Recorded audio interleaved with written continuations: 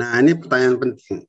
Kita operasi kalau menyelamatkan nyawa, kalau menyelamatkan anggota gerak, kalau frakturnya tidak stabil, kalau tertutup konservatif gagal, seperti kasus tadi yang prostesis itu. Kalau multiple injury, ada cedera kepala, cedera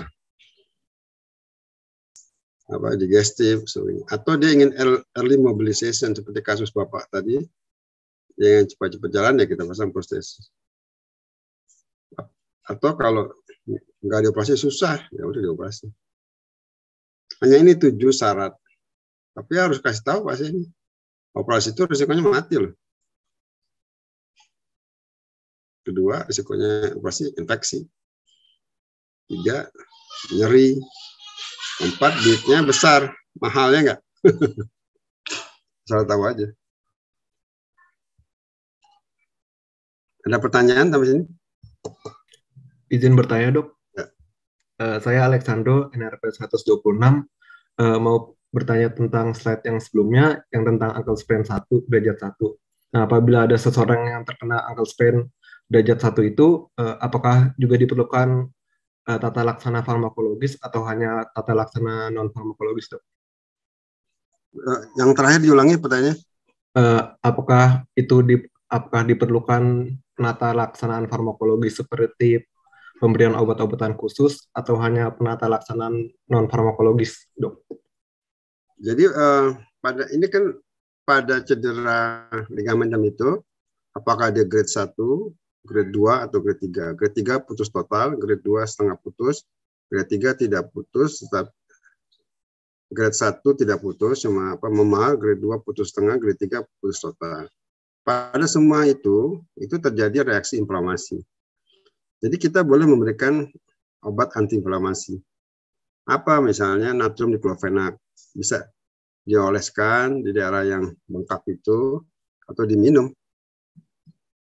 Gitu. Apa tujuannya, Dok? Untuk mencegah inflamasi. Kenapa inflamasi itu dicegah? Ya jangan berkepanjangan. Kalau berkepanjangan nanti regenerasinya tidak berjalan. Gitu. Jadi prinsip harus dipegang. Regenerasi akan mulai start regenerasi kalau inflamasi stop. Selama inflamasi belum selesai, tidak akan terjadi regenerasi. Paham? Paham, Dok. Terima kasih, Dok. Enggak, ada pertanyaan lain? Izin bertanya, dokter. Enggak, siapa namanya? Saya Shelly, NRP 029. Silakan. Ya, izin bertanya, Dok. Tadi untuk klasifikasi fraktur berdasarkan Murray klasifikasi, Ya. itu di contohnya kan tipe tulang panjang, tulang pipa. Kalau tipe fraktur vertebra itu klasifikasinya apakah sama atau beda ya, Dok? Terima kasih. Pastinya beda. Jadi udah saya tunjukin juga sih sebagian. Ada yang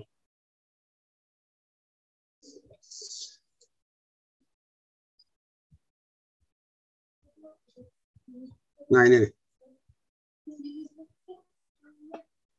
Jadi kalau tulang vertebra itu perhatikan kita mesti ukur tinggi tulangnya. Ini tulang yang normal. Nah, di bawahnya ini tinggi tulangnya yang bagian posterior masih sama dengan yang di atasnya. Tetapi yang anterior depannya ini lebih pendek. Ini jenis tipe compression fracture of the vertebra.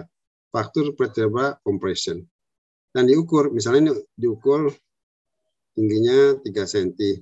Ini 2 cm. Jadi ada 1 cm dia ambles gitu. Jadi kompresinya 30%. Nah, kenapa itu diukur, Dok? Ya, karena kalau di atas 50% biasanya dia jepit saraf. Jadi pada fraktur vertebra mesti dipastikan jenis frakturnya compression, berapa besar kompresinya. Kalau biasanya di atas 50% terjadi defisit neurologis atau gangguan saraf. Kalau ini burst fracture. Burst fracture itu artinya kayak ledakan gitu ya. Jadi ya udah patah total. Ini harus dioperasi, nggak bisa konservatif. Kalau ini masih bisa konservatif pasang wall cast. Ini mungkin harus dipasang kayak ini. Begitu apakah menjawab? Baik dokter, terima kasih. Izin bertanya kembali dokter, untuk yang gambar F itu ya, yang dipasang alat bantu, itu kan karena di fraktur vertebra, dipasangnya di vertebra, apakah ada kemungkinan untuk gangguan pada sarafnya, dok? Iya, kan mesti berlatih. Jadi ada trainingnya lagi untuk masang alat ini. Gitu. Ya. Oke, baik dokter, terima kasih. Ya, ini ruangannya kecil banget. Saya bilang operasi itu risikonya mati pasien. Saya sih to the point aja. Ya udah lama jadi ortoped. Jangan sombong jadi dokter. Harus dikatakan. Walaupun dokter bekerja sebaik-baiknya mencegah kematian dan mencegah kejahatan. Tapi kalau itu terjadi, mungkin terjadi. Yang namanya orang dioperasi mungkin terjadi perdarahan, nggak teratasi, shock, berkepanjangan, meninggal pastinya. Jadi operasi kalau memang dia fraktur terbuka, kalau memang ada kelumpuhan, mau nggak mau harus operasi. Tapi kalau sedang-sedang aja masih bisa konservatif, ya kita konservatif. Operasi itu jalan terakhir deh. Paham nggak maksudnya? Jelas? Baik dokter, terima kasih.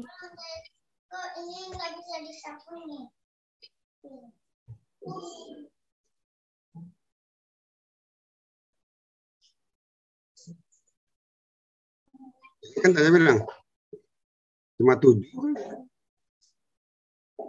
Ini ingat-ingat nih.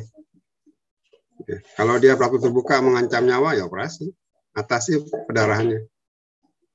Kalau kompartemen sindrom bisa kontraktur, ya operasi. Lakukan fasiotomi.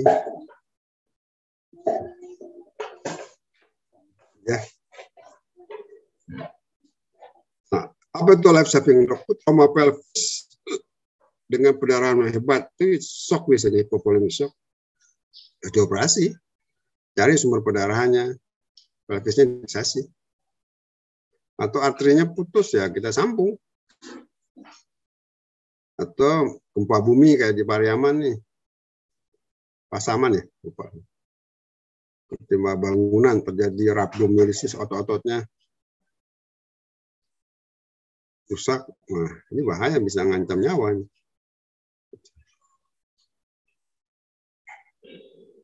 Penyakit itu apa dok? Tulang terbuka, dislokasi, trauma sendi, trauma vaskuler, sindrom kompartemen, trauma neurologis, lumpuh. Sebetulnya operasi itu nggak banyak. Nah sekarang tadi ya, open fraktur terbuka. Ya, kalau ada hubungan dengan yang luar, itu disebut terbuka. Ada luka biasanya. Apa sih tujuan operasi dok? Mencegah infeksi, membantu supaya penyembuhan frakturnya sempurna, membuang benda-benda asing dan sebagainya.